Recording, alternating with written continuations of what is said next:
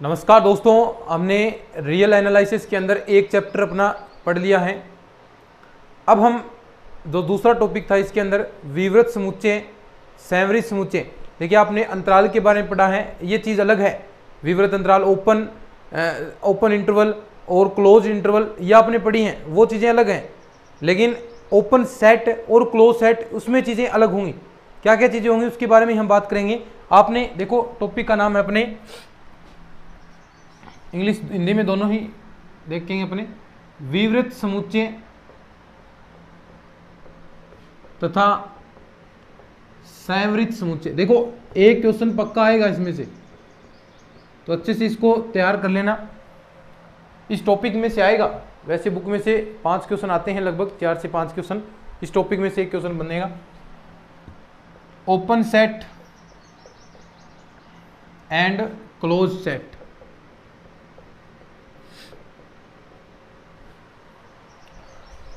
कुछ 2-3 इसके अंदर डेफिनेशन आएगी। सबसे पहले आप विवृत अंतराल के बारे में जान लीजिए। क्या हमने पढ़ा है विवृत अंतराल, ये चीज हम समुच्चय पढ़ेंगे, लेकिन उससे पहले बहुत कुछ हमें पढ़ना पड़ेगा। विवृत अंतराल, ओपन इंटरवल क्या होता है, यानी अगर हम इसकी बात करें कि a, b। अब ओपन इंटरवल क्या होता है, ये इस ब्रैकेट द्वारा व्यक्त किया जाता है, लेकिन इसमें a और b शामिल नहीं होंगे, इसके मध्य की संख्या शामिल होगी। जैसे अगर हम बात करें आपका ओपन इंटरवल, ऐसे बात कर लिया 2 और 4। अब इसका अर्थ क्या है कि इसमें जो आपका ये कोई भी सेट बनेगा, जो ये समुच्चय बनेगा, इसके अंदर आपकी 2 और 4 शामिल नहीं होगी, बाकी जो बीच वाली रहेगी वो चीज़ें शामिल होंगी। तो ये आपका ओपन इंटरवल है। ऐसे ही क्लोज इंटरवल की बात करें, संवृत अंतराल, उसके अंदर ये ब्रैकेट लगेगा और मान लीजिए a, b है। अब इसका अर्थ क्या है कि a और b भी आपको शामिल करना है। ये चीज़ें आपने पढ़ी हैं अच्छे से, क्योंकि इनका अभी काम आएगा, ये चीज़ें उपयोग में लेने वाले हैं, तब आपको पता चलेगा। इनमें एक होता है अर्ध संवृत, अर्ध विवृत, अर्ध संवृत व अर्ध विवृत, यानी एक साइड वाला तो शामिल हो जाए, दूसरा नहीं हो। जैसे a तो शामिल हो गया लेकिन b शामिल नहीं है, ठीक है। ऐसे ही यहां पर इस बार a शामिल नहीं और b शामिल, तो ये क्या होते हैं आपके अर्ध संवृत और अर्ध विवृत, इनको कहेंगे। तो ये तो आपके अंतराल हो गए। तो ये आपने चीजें पढ़ी हैं। अब इसमें हम एक बात करते हैं, टॉपिक आता है, देख लो इनको, ये चीजें आप नॉर्मल चीजें हैं ये तो, ठीक है। अब देखो, अब एक बढ़िया चीज आएगी जो इस चीज को स्पष्ट करेगी कि विवृत समुच्चय होता क्या है। लेकिन उससे पहले ये चीजें थोड़ी थोड़ी हमें जानकारी लेनी पड़ेगी। वास्तविक संख्याओं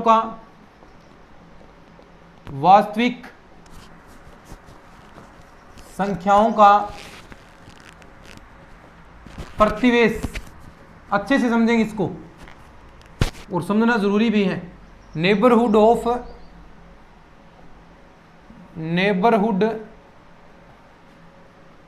ऑफ रियल नंबर्स। देखो नाम से स्पष्ट है, वास्तविक संख्याओं का प्रतिवेश, यानी नेबर का अर्थ क्या हो गया, आस पड़ोस की। अब संख्याओं में आस पड़ोस का मतलब बहुत, यानी बिल्कुल नजदीक के साथ। अब रियल नंबर लिए हैं तो उसके अंदर आपकी पॉइंटों वाली संख्याएं भी आएंगी। अब 1 और 2 है तो उसके बीच में अनंत संख्याएं हैं।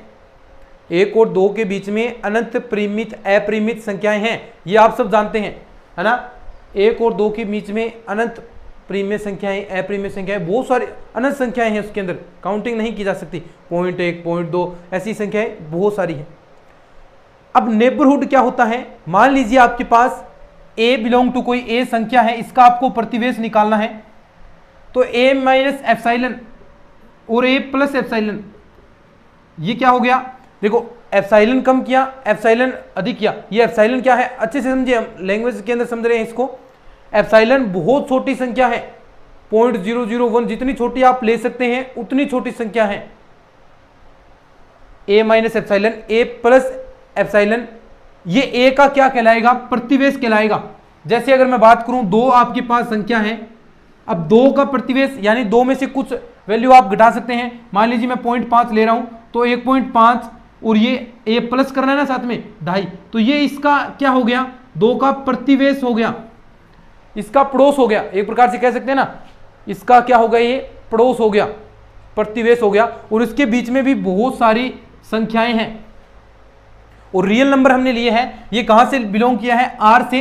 तो ये देखो, ये सारी जो संख्याएं आएंगी ये 2 के प्रतिवेश में आएंगी, ये सारी क्या सबसेट होंगी ना आर की, यानी ये सारी रियल नंबर तो हैं, ये सारी रियल नंबर तो है, आर का ही प्रतिवेश तो है, ये आर में से तो सारी वैल्यूज आ रही हैं, रियल नंबर में तो आ रही हैं। तो ये क्या है, इनका 2 का प्रतिवेश हो गया। इसे यानी एप्सिलॉन बता दिया ना, बहुत छोटी 0.001 ऐसा कुछ आपको लेना है, 0.1 ऐसा उसके प्रतिवेश में। तो ये आपका प्रतिवेश हो गया, नाम से बस स्पष्ट है, ये इतना ही है ये प्रतिवेश। अब जैसे मैं आपको बताऊं, मान लीजिए आपका घर है, आप जिस भी गांव से बिलोंग करते हैं, आपका घर है और आपका पड़ोस है, ये एक पूरा आपका गांव हो गया एक, और आपका पड़ोस हो गया। अब वो पूरा आपका जो पड़ोस है वो गांव का एक समुच्चय तो हो गया, गांव का सबसेट ही हो गया, क्योंकि गांव एक पूरा आप समुच्चय ले रहे हैं, ये रियल नंबर पूरा एक समुच्चय है, और इनमें से आप 2 का प्रतिवेश कर रहे थे। वैसे ही आपका घर, मान लीजिए घर है और उसके आसपास आपका पड़ोस हो गया, तो वो गांव से तो बिलोंग करेगा पूरा, है ना, गांव से तो बिलोंग करेगा, तो यही तो आपका प्रतिवेश हो गया। जैसे आपके पड़ोसी हैं, ठीक वैसे ही चीज है आपके इसके आसपास का, उसे ही क्या कहेंगे, प्रतिवेश कहेंगे। और वास्तविक संख्याओं का प्रतिवेश देखिए पूरा सबसेट होगा, प्रत्येक वास्तविक संख्या, कोई भी संख्या ले लीजिए वास्तविक संख्या में, तो 3 ले लीजिए उसका भी प्रतिवेश मिलेगा, 4 ले लीजिए उसका भी प्रतिवेश मिलेगा। लेकिन अब और चीजों पर हम बात करेंगे। ये तो रियल नंबर के लिए हमने बात कर लिया कि रियल नंबर का प्रतिवेश ये होगा। इसके देखिए, ये तो मैंने आपको समझाया है, लैंग्वेज प्रॉपर अच्छी तरीके से, क्योंकि यहाँ पर लैंग्वेज थोड़ी ना लिखेंगे, पूरी कितनी लाइनें लिखेंगे इसके अंदर, वो नोट्स मैंने अच्छे से तैयार कर रखे हैं। टेलीग्राम चैनल पर डेली क्लास होती है, तो उस हिसाब से ही आपको नोट्स भी वहाँ पर मिलते हैं, तो नोट्स डेली जरूर देखा करें और उनको बनाएं साथ में। तो ये आपको समझ में आ गया किसका प्रतिवेश क्या होगा, यानी ये जो अंतराल होगा a माइनस एप्सिलॉन और a प्लस एप्सिलॉन, जो ये विवृत अंतराल है, यही a का क्या होगा, प्रतिवेश होगा। अब इसके बीच में a आ गया ना, a का प्रतिवेश होगा। जो नेबर है, नेबरहुड है या प्रतिवेश है, उसे आप किस द्वारा व्यक्त करते हैं, n ई से, ये a है, यानी a का प्रतिवेश है, तो इसे आप इस द्वारा व्यक्त करते हैं। बस इतनी सी बात आपको याद रखनी है इसके अंदर। अब देखो इसमें और क्या क्या चीजें आपको याद रखनी है, समझा रहा हूं चीजें, देखो कुछ चीजें याद ही रखनी होंगी। अब मैंने आपको एक चीज बता दी, क्या, 2 प्रीमिय संख्या, एक बार सुनो ध्यान से। अब हमने रियल नंबर में से कोई अवयव लिया, उसमें उसका जो प्रतिवेश था वो रियल नंबर का ही समुच्चय था, यानी वो जो उसका प्रतिवेश आएगा वो रियल नंबर का ही होगा। अगर मैं बात करूं क्यू की, क्यू क्या है, प्रीमिय संख्या होगी इसके अंदर। जैसे हम बात करें, 1 मान लिया, 1/2, 2 हो गया, 3 आपका 3 हो गया, ऐसे आगे वैल्यूज आपकी चलती जाएंगी। ये प्रीमिय संख्या है, यानी इसके अंदर अप्रीमिय संख्याएं नहीं होती हैं। अब आप इसमें से किसी का भी प्रतिवेश निकालोगे, मान लीजिए इसके अंदर आप 2 का ही प्रतिवेश निकाल रहे हैं, ये तो आपको क्यों है, ध्यान से सुनिएगा, बड़ी काम की चीज है। 2 का ही आप प्रतिवेश निकाल रहे हैं, मान लीजिए आप 2 का प्रतिवेश निकाल रहे हैं, ये 2 है, इधर मान लीजिए 1.9 हो गया, इधर 2.1 हो गया, तो यही तो आपका प्रतिवेश हो गया, यानी यही तो है, यानी इससे एप्सिलॉन कुछ कम और कुछ ज्यादा, ये आपका 2 का पड़ोस हो गया। तो क्या ये जो समुच्चय आपका बनेगा, इस 2 का प्रतिवेश का जो समुच्चय बनेगा, इसके अंदर बहुत सारी संख्या है ना, इसके बीच में देखो कितने अनंत संख्याएं हैं, अनंत संख्या है, इसके अंदर अनंत प्रीमिय और अप्रीमिय, प्रीमिय व अप्रीमिय, देखो इसके अंदर अप्रीमिय संख्याएं भी होंगी, क्योंकि हमने कहा रियल नंबर के अंदर तो सारी प्रीमिय और अप्रीमिय संख्याएं आती हैं, और ये जो 2 इसके बीच में है, इसके अंदर प्रीमिय संख्याएं भी हैं, अप्रीमिय संख्याएं, रूट वाली, रूट 2 और ऐसी वो संख्याएं हैं इसके अंदर। तो क्या इसका ये जो समुच्चय है वो पूर्ण रूप से आप Q का सबसेट कह सकते हैं क्या, इसे आप Q का सबसेट कह सकते हो क्या, बताओ, नहीं कहेंगे। क्यों, क्योंकि देखो इसके अंदर Q क्या था, प्रीमिय संख्या थी, लेकिन इसके अंदर तो प्रीमिय और अप्रीमिय दोनों संख्याएं आएंगी, प्रीमिय भी संख्या आएंगी, अप्रीमिय संख्याएं भी आएंगी, देखो अनंत प्रीमिय व अप्रीमिय संख्या है, तो पूर्ण रूप से ये Q का सबसेट नहीं होगा, इसका प्रतिवेश पूर्ण रूप से Q का सबसेट नहीं होगा। ऐसे ही अगर हम बात करें, आपके नेचुरल नंबर की, नेचुरल नंबर क्या होता है, देखो ये चीजें क्वेश्चन पूछते हैं ऐसे, एक बार समझ में आ गया तो आपको चीजें कभी नहीं भूलोगे, दोबारा भी मैं रिपीट कर दूंगा, चिंता मत करो। नेचुरल नंबर की बात करते हैं, 1 2 3 4 5 6 ऐसे वैल्यूज आती जाएंगे। अब बताओ नेचुरल नंबर में से किसी का प्रतिवेश आप निकाल सकते हैं क्या? 2 का प्रतिवेश, ऐसे ही हमने 2 का लिया है, 1.9 2.1, क्या नेचुरल नंबर के अंदर, प्राकृत संख्याओं के अंदर ऐसी पॉइंटों वाली संख्या होती है क्या? पॉइंटों वाली संख्या होती है क्या? देखो इसके अंदर तो पॉइंटों वाली संख्या है, अप्रिमेय संख्या है, प्रीमेय संख्या है, लेकिन यहां तो आपकी फाइनाइट पूर्णांक वैल्यू होंगी ना, पूर्णांक ही नहीं, पॉजिटिव पूर्णांक, और उसमें जीरो भी नहीं होगा, 1 2 3 4 5, तो इसके मध्य तो पॉइंटों वाली संख्या है, तो इसके अंदर ये भी नहीं होगा, क्योंकि इसका जो सेट बनेगा, इसके अंदर जितने भी एलिमेंट आएंगे वो क्या इसका सबसेट हो सकता है क्या प्राकृत संख्याओं का? नहीं हो सकता, क्योंकि इसके अंदर तो पॉइंटों वाली प्रीमिय संख्या सभी हैं, लेकिन इसके अंदर तो 1 2 3 4 5 ऐसी संख्याएं हैं, तो ये भी इसका पूर्ण रूप से सबसेट नहीं होगा नेचुरल नंबर का। ऐसे ही z के बारे में बताओ आप, शाबाश, z के लिए, z क्या है, -3 -2 -1 0 1 2, ये देखो सोचकर देखो, मैं बाद में बताऊंगा।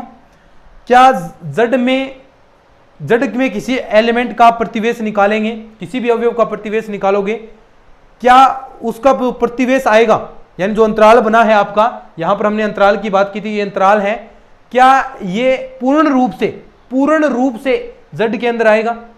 बताओ शाबाश, z के अंदर आएगा क्या? नहीं आएगा। देखो समझ रहे हो ना चीजों को, अच्छे से समझो, z के अंदर आएगा क्या? नहीं आएगा। क्यों नहीं आएगा? क्योंकि z के अंदर तो पूर्णांक है, लेकिन वही बात यहां पर तो पॉइंटों वाली भी संख्या आएंगी प्रतिवेश के अंदर। जैसे आप निकाल लो, 1 का प्रतिवेश निकाले, 1 का प्रतिवेश यानी 0.9 नीचे कर लिया एकम, और 1.1 मान लीजिए ये, तो इसके अंदर तो पॉइंटों वाली संख्याएं भी हैं, तो ये तो आपका नहीं होगा, तो ये z के लिए भी नहीं होगा। बात समझ रहे हो क्या? प्रतिवेश, अब तक हमने प्रतिवेश के बारे में पढ़ा है, दोबारा सुन लो, कई दोस्तों को दिक्कत हो सकती है इसके अंदर, लेकिन दिक्कत वाली कोई बात ही नहीं है। कहाँ दिक्कत होगी? प्रतिवेश का मतलब क्या हुआ कि उसके आसपास की संख्याएं, और उसके आसपास की संख्याएं यानी कुछ ही कम करना है, एप्सिलॉन कम करना है, 0.001, 1 2 नहीं, 0.012 तो बहुत बड़ी वैल्यू हो जाएगी, 0.000 ऐसे 0.001 ऐसी वैल्यू करनी है, और उसमें से देखना है कि पूर्ण रूप से ये क्या आप जो ले रहे हैं, अब हमने रियल नंबर लिया, रियल नंबर क्या था? पूर्ण रूप से प्रतिवेश जो उसका समुच्चय बना था, पूर्ण रूप से उसका सेट था ना, क्योंकि सारी संख्याएं रियल नंबर है तो सभी संख्याएं उसके अंदर आएंगी, लेकिन नेचुरल नंबर नहीं था। आपका जो क्यू था प्रीमिय संख्या वाला, वो भी नहीं। क्यों नहीं? क्योंकि इसके अंदर अप्रीमिय संख्याएं भी हैं, और अप्रीमिय संख्या क्यू के अंदर होती नहीं, तो पूर्ण रूप से ये भी नहीं है, ना प्राकृत संख्या है, ना आपका z है। ऐसे ही और बात करते हैं, लिखो इसको,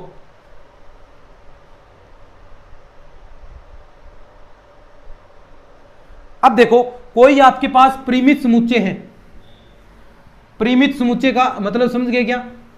यानी जो फिक्स अवयव है उसके अंदर, ये देखो परिमित समुच्चय, ये क्वेश्चन आते हैं भाई, थोड़ा सा ध्यान से देख लेना। परिमित समुच्चय है यानी फाइनाइट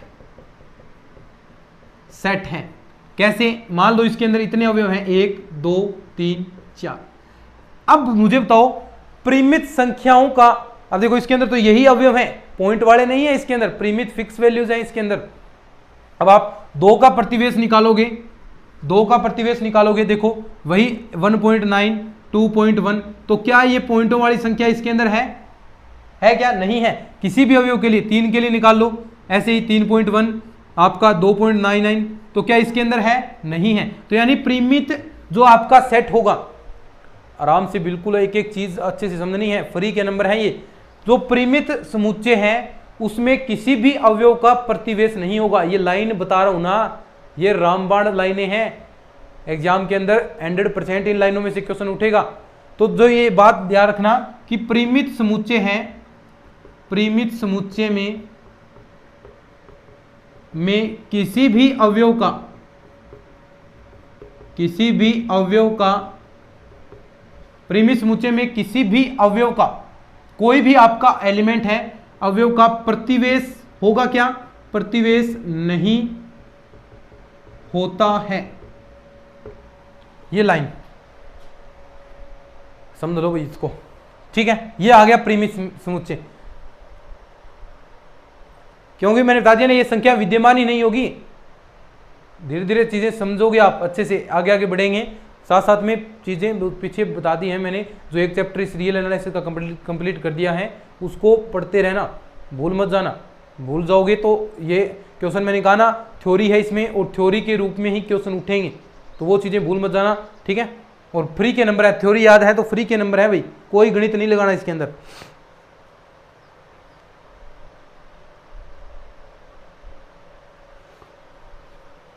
अब देखो एक चीज और बताता हूं, रिक्त समुच्चय आपके पास है, रिक्त समुच्चय ले लीजिए। रिक्त समुच्चय मतलब, रिक्त समुच्चय क्या होता है रे? जिसके अंदर कोई अवयव ना हो, यानी फाई, फाई को रिक्त समुच्चय कहते हैं। अब बताओ फाई में फाई का प्रतिवेश होगा या नहीं होगा? बताओ शाबाश। कई दोस्त कहेंगे नहीं होगा, लेकिन होगा। कैसे?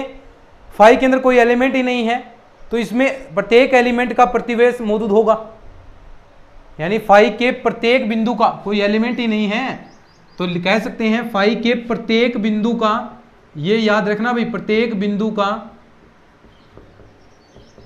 या कह सकते हैं फाई के प्रत्येक बिंदु का प्रतिवेश होता है। फाई के अंदर प्रतिवेश होगा, ठीक है, प्रत्येक बिंदु का प्रतिवेश होता है, यानी इसके अंदर प्रत्येक बिंदु का प्रतिवेश होगा। तो फाई का जो सब आएगा सेट आएगा, फाई आएगा, यानी फाई में जो एलिमेंट ले रहे हैं वो फाई में से ही आएंगे, कोई अवयव नहीं है। तो ये लाइन, ये छोटी छोटी लाइनें याद रखनी है भैया, ठीक है ना, अच्छे से एक एक चीज करके। अब देखो कोई सैवरिन तंत्राल लेते हैं, अब इस चीज को समझना, ये एक एक चीज बता रहा हूं ना, ये समझनी है। सैवरिन तंत्राल लिया है, बहुत काम आएगी ये चीजें, अब देखना आगे। सैवरिन तंत्राल ए कोमा बी, और मान सकते हैं हम सैवरिन अंतराल के अंदर।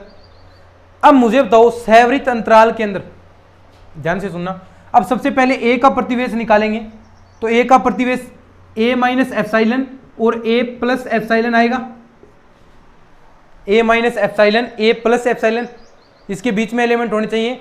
अब मुझे बताओ, ये कहता है कि ए को ही शामिल किया है, क्या ए से कम वैल्यू इसके अंदर शामिल होगी?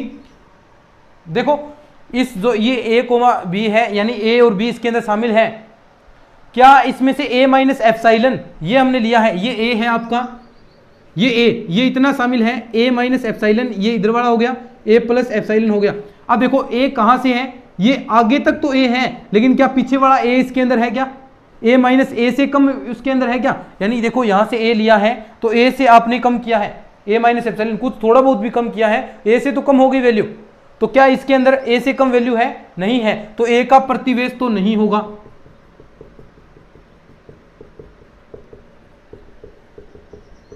नहीं होगा ना। ऐसे ही बी का हम चेक करते हैं, बी का प्रतिवेश क्या आएगा, ध्यान से समझना। ऐसे ही ये बी हो गया, ये क्या हो गया, बी प्लस का एप्सिलॉन, बी माइनस का एप्सिलॉन, ठीक है।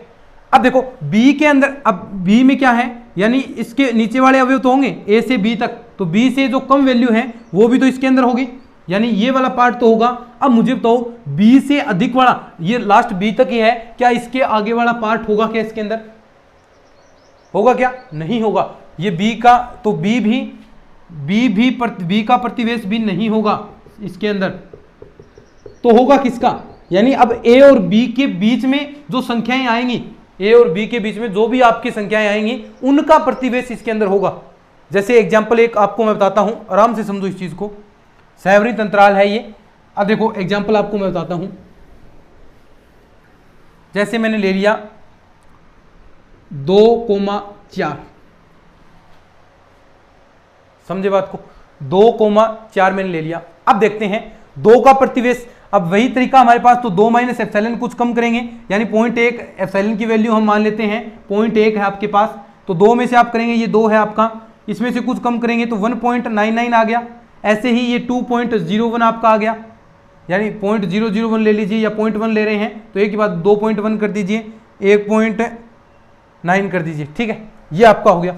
अब मुझे बताओ, ध्यान से समझना भी, क्या इसके अंदर 2 से छोटी वाली, देखो 2 शामिल है, लेकिन 2 से छोटी वाली वैल्यू तो इसके अंदर नहीं है, 1.9 वाली ये वैल्यू तो नहीं है, तो यानी 2 तो प्रतिवेश नहीं होगा, ये समझाना चाहता हूं मैं। ऐसे ही 4 के लिए देखो, 4 ये है 4, अब नीचे क्या होगी इसके, 3.9, ऐसे ही 4.1। अब देखो यानी ये पूरा शामिल होना चाहिए इसके अंदर, तभी प्रतिवेश होगा, तभी 2 का प्रतिवेश इसके अंदर मौजूद होगा, पूर्ण रूप से शामिल है तो। ठीक है, अब ऐसे 3.9 देखो यहां तक तो है ये 3.9, क्योंकि 2 के बीच में 3 भी है, 3.9 भी आएगा क्योंकि 4 तक है ना, तो इसमें 3.9 ये वाला पार्ट है। क्या 4.1 वाला पार्ट है क्या? इसके आगे वाला पार्ट है क्या? 4 से बड़ा वाला पार्ट आएगा क्या? नहीं आएगा, तो 4 भी इसका प्रतिवेश नहीं होगा। लेकिन देखो इसके अंदर 2 के बाद में 3 भी तो है इसके अंदर, अंतराल के अंदर। अब देखो 3 के लिए हम चेक करते हैं, 3, अब ध्यान से समझना, 3 होगा क्या? पहले बताओ मुझे, 3 इसका प्रतिवेश हो सकता है क्या? होगा ना, क्यों? देखो 3 से आप कम करोगे 2.9 कर लिया, मान लिए यहां पर 3.1 कर लिया। अब देखो 2.9 भी इसके अंदर आएगा, 3.1 क्योंकि 4 तक है तो इसके अंदर ये भी आएगा, तो 3 आपका क्या हो जाएगा? प्रतिवेश हो जाएगा, 3 इसका प्रतिवेश हो जाएगा। समझ रहे हो ना बात को? एक एक आराम से बिल्कुल कंसेप्ट क्लियर करने की कोशिश कर रहा हूं मैं आपके, और मेरे ख्याल से क्लियर हो भी रहे हैं, प्रतिवेश का अर्थ आप समझ भी रहे हैं। तो एक बात ध्यान रखना, जो संवृत अंतराल है, नोट लगाकर, वैसे मैंने नोट्स के अंदर लिखा रखा है, संवृत अंतराल है उसमें जो ये बाहर वाले होंगे, किनारे वाले होंगे, उनको छोड़कर बाकी जितने भी अवयव होंगे इसके अंदर, उन सभी का प्रतिवेश मौजूद होगा। सही कह रहा हूं क्या? बात सही कह रहे हो क्या? होंगे देखो इनका तो प्रतिवेश नहीं होगा, बाकी जो मध्य में है उन सभी का प्रतिवेश इसके अंदर मौजूद होगा। बात सही कह दी क्या मैंने? सही कह दी ना? बिल्कुल सही कह दी है मैंने। तो ये लाइन आप लिख भी सकते हैं, यानी कोई संवृत अंतराल, देखो नोट लगाकर लिख लो, फिर विवृत अंतराल के बारे में बात करेंगे। नोट कि संवृत अंतराल A, B के सीमा बिंदुओं को छोड़कर, इसके सीमा बिंदुओं को छोड़कर, बहुत बेहतरीन क्लासेस आपके लिए दोस्तों ये लग रही हैं, गारंटी के साथ कह सकता हूं। इतना अच्छे तरीके से कंसेप्ट क्लियर आपका नहीं हो सकते, बिल्कुल आराम से मैं करवा रहा हूं, क्योंकि इंपॉर्टेंट है, क्वेश्चन यहीं से उठेंगे। देख लीजिए पिछले सालों के एग्जाम पेपर उठा कर देख लीजिए, यानी बिंदुओं को छोड़कर, यानी ए तथा बी को छोड़कर, ए तथा बी को, बाकी सारे अवयव, बाकी सभी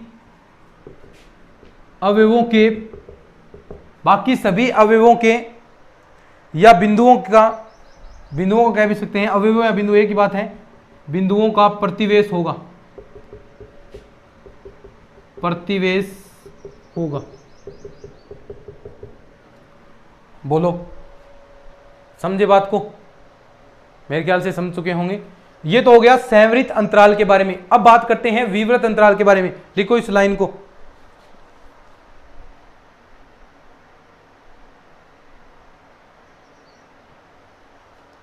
अब बात हम करते हैं विवृत अंतराल के बारे में। लाइट ज्यादा होगी क्या इसके अंदर?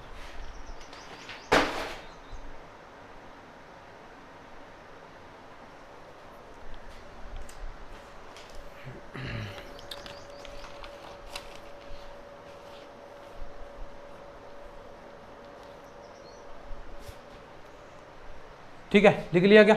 चलो, अब विवृत अंतराल, ये तो था संवृत अंतराल, ये काम की चीजें हैं, एक बार रिपीट मैं कर दूंगा, चिंता मत करो। अब बात करते हैं अपन विवृत अंतराल की।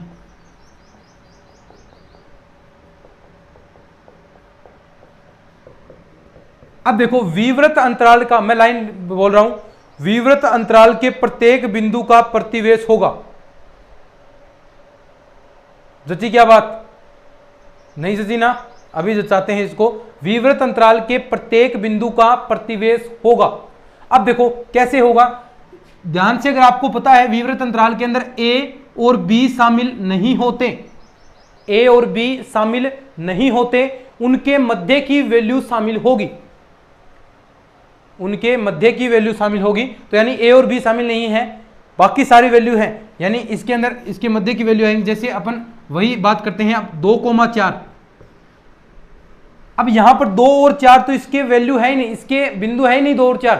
क्यों? क्योंकि इसके अंतराल के अंदर 2 और 4 शामिल नहीं होंगी, इसके आगे वाले अवयव शामिल होंगे। तो 2 और 4 को देखने का मतलब ही नहीं है, क्योंकि ये तो इसके अवयव है ही नहीं। बचा कौन सा? इसके अंदर अवयव है 3। 3 का देखते हैं। अगर हम 3 का चेक करेंगे, ऐसे ही वही तरीका 2.9, 3.1, क्या ये सारी वैल्यू है? क्या 2 के बाद वाली सारी वैल्यू होंगी? तो ये भी है। 3 के बाद वाली होंगी, 4 से छोटी होंगी, तो ये भी है। तो यानी कह सकते हैं आप, ऐसे ही अगर ये 6 तक होता तो सभी का 2, 3, 4, 5 सभी का प्रतिवेश होता, क्योंकि 4 से छोटी वाली भी थोड़ी बड़ी वाली भी है, 5 से छोटी थोड़ी 5 से बड़ी वाली भी है। तो यानी आप कह सकते हैं, क्या समझ गए ना बात को? क्योंकि ये तो सीमा बिंदु है, ये तो इसके अंदर होंगे ही नहीं, ये अवयव ही नहीं है इसके मध्य वाले अवयव होंगे और उन सभी का प्रतिवेश होगा। तो यानी विवृत अंतराल के प्रत्येक बिंदु का प्रतिवेश होता है। लिख सकते हैं लाइन, विवृत अंतराल A, B के प्रत्येक बिंदु का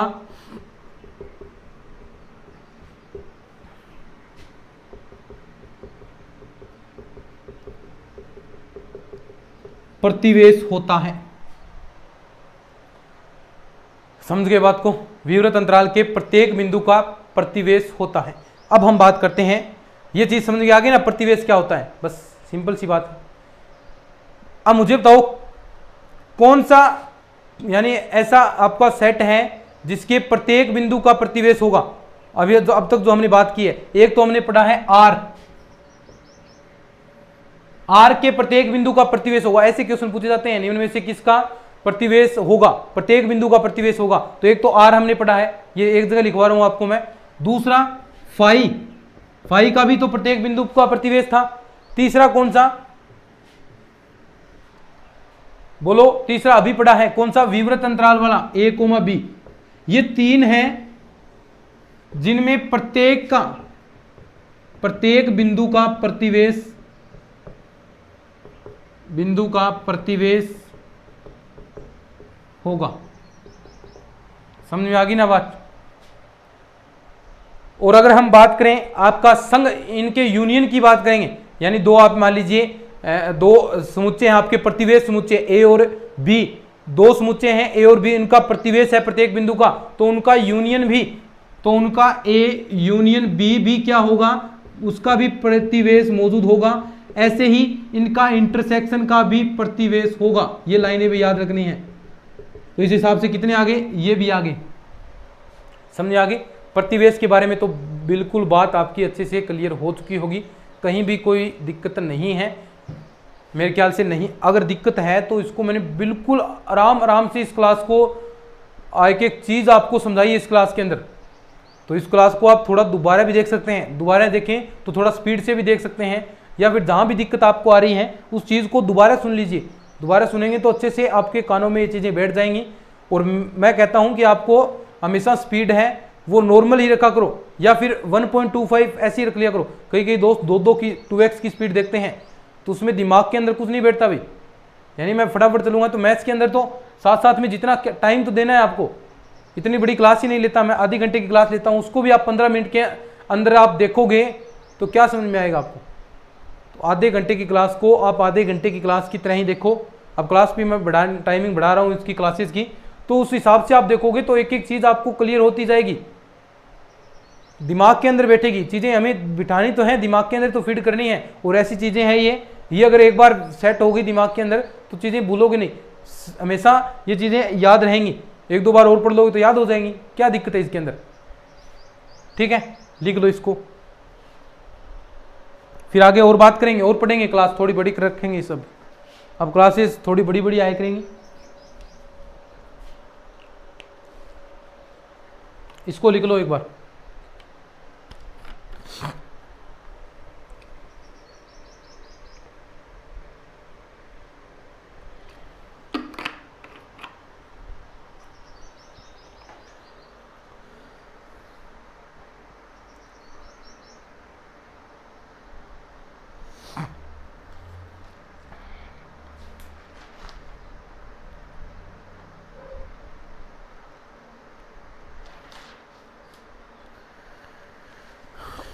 ठीक है, अब ये समझ में आ गया ना, आगे वाला टॉपिक ऐसे समझ में आ जाएगा, कोई दिक्कत ही नहीं आगे वाले के अंदर। ये आ गया ना समझ में, बस आगे वाला तो कहोगे सर बताने करवाने की जरूरत ही नहीं थी आपको, ये तो हम खुद ही कर लेंगे।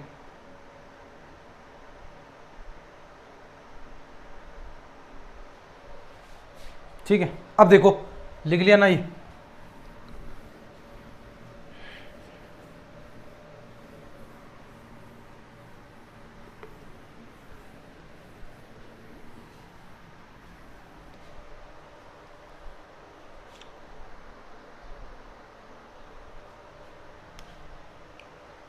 आंतरिक बिंदु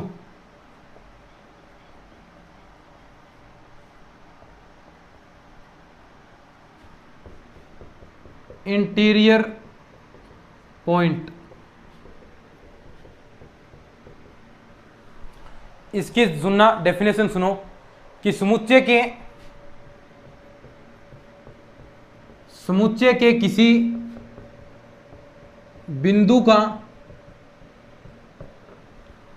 बिंदु का प्रतिवेश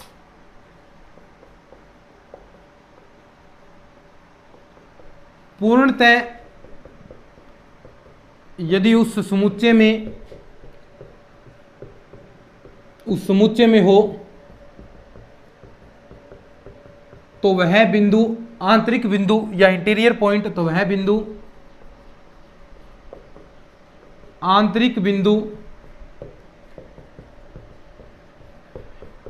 इंग्लिश में कहेंगे इंटीरियर पॉइंट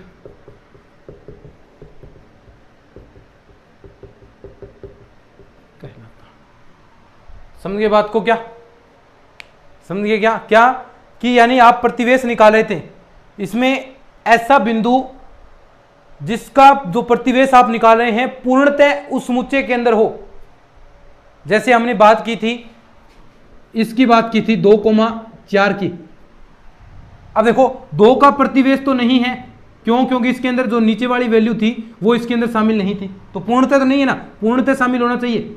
ये आगे वाला जरूर शामिल है लेकिन ये पीछे वाला तो नहीं है, पूर्णतः शामिल नहीं है। ऐसे ही 4 का भी ये देखो पीछे वाला तो शामिल था 3.9, 4.1 ये नहीं था, पूर्णतः शामिल नहीं था। लेकिन डेफिनेशन क्या कहता है? समुच्चय के किसी बिंदु का प्रतिवेश पूर्णतः यदि उस समुच्चय में हो तो वह बिंदु आंतरिक बिंदु इंटीरियर पॉइंट कहलाता है। समझे बात को? यानी अब इसके अंदर कौन सा ऐसा पॉइंट है जो आंतरिक बिंदु होगा? तो देखो जो 3 है आपका, 3 में इसका प्रतिवेश पूर्णतः होगा 2.9 ले लो, 3.1 ले लो, तो ये पूरा का पूरा देखो इसके जितने भी बिंदु है इसके अंदर सारे के सारे इस अंतराल के अंदर हैं। तो ये 3 क्या है? 3 इस अंतराल के अंदर 3 आंतरिक बिंदु होगा। जो ये समुच्चय है इसके अंदर 3 केवल मात्र 3 ऐसा है जिसका आंतरिक बिंदु होगा। समझ गए बात को? 3 क्या है? आंतरिक बिंदु इसका होगा। अब हम बात करते हैं जो सभी हमने चीजें पढ़ी थी, रियल, सबसे पहले रियल नंबर की बात करेंगे। प्रत्येक बिंदु इसका होना चाहिए। अब मैं बात करता हूं रियल नंबर की। वास्तविक संख्याओं का समुच्चय हमने लिया है। अब रियल नंबर के अंदर मैंने आपको कहा था, आपने R ले लिया तो इसके प्रत्येक अवयव का प्रतिवेश होता है। हमने अभी बात की थी, रियल नंबर के प्रत्येक अवयव का प्रतिवेश होता है। अब प्रत्येक अवयव का प्रतिवेश होता है तो ये इसका प्रत्येक बिंदु क्या होगा? प्रत्येक बिंदु आंतरिक बिंदु होगा। प्रत्येक बिंदु आंतरिक बिंदु होगा। समझ गए बात को? इसका प्रत्येक बिंदु आंतरिक बिंदु होगा। अगर हम बात करें Q की, परिमेय संख्याओं की, परिमेय संख्याएं, अब Q की बात करें, देखो यही यानी आपकी फाइनाइट वैल्यूज होंगी, 2 हो गया, 3 हो गया, ऐसे 5/2 ऐसे ये वैल्यूज आएंगी। ये क्या है? P/Q के रूप में आप लिख सकते हैं वे वैल्यूज।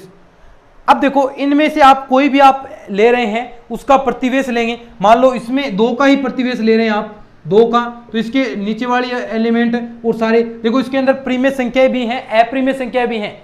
लेकिन आंतरिक बिंदु क्या कहता है कि इसके अंदर जो अवयव हैं, ये जो इसका प्रतिवेश है ये पूर्ण रूप से इसके अंदर होना चाहिए। तो क्या ये पूर्ण रूप से है? बिल्कुल है। इसमें अब अपरिमेय में संख्या नहीं देखनी, हमने प्रतिवेश में तो देख रहे थे कि पूर्ण रूप से समुच्चय है क्या इसका क्यू का, वो तो प्रतिवेश में पूर्ण रूप से समुच्चय नहीं था, लेकिन इसके जो बिंदु हैं वो तो सारे के सारे इसके अंदर हैं। परिमेय जो आप देख रहे हैं प्रतिवेश, इसमें प्रत्येक बिंदु पूर्ण रूप से ये इसके अंदर है। तो यानी जो क्यू है आपका, क्यू का प्रत्येक बिंदु आंतरिक बिंदु होगा। ये बातें याद रखना, क्यू पूर्ण रूप से प्रतिवेश नहीं था, प्रत्येक बिंदु आपने देखा था क्योंकि उसके अंदर अपरिमेय संख्या भी आई थी, लेकिन ये जो सारा है पूरा का पूरा इसके अंदर तो है, क्योंकि जो परिमेय संख्या है वो तो इसके अंदर है ना। तो ये आपका क्यू है वो पूर्ण रूप से क्या होगा। अब हम बात करते हैं नेचुरल नंबर की, इसको लिख लो, नेचुरल नंबर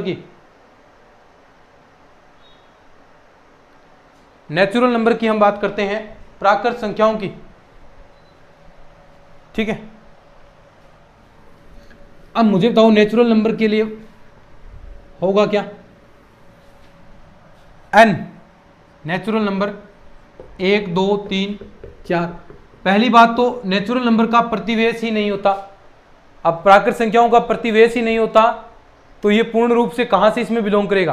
तो इसका कोई भी बिंदु, किसी भी बिंदु का प्रतिवेश नहीं होता, तो इसका कोई भी बिंदु आंतरिक बिंदु नहीं होगा।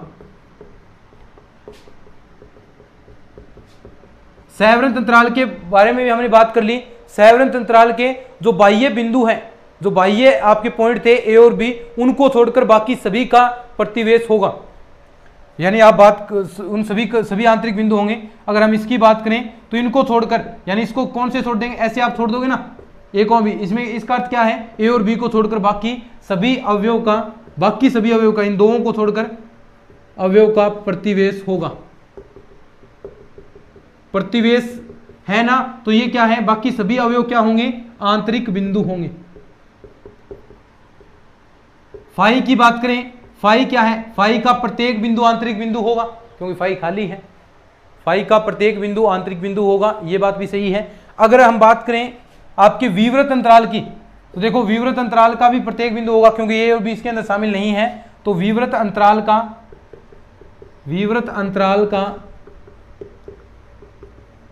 प्रत्येक बिंदु आंतरिक बिंदु होगा, प्रत्येक बिंदु आंतरिक बिंदु होगा। समझ गए बात को? मेरे ख्याल से सारी चीजें आपको समझ में आ गई होंगी। और तो इसके अंदर पॉइंट में क्या रहा है, बस यही है।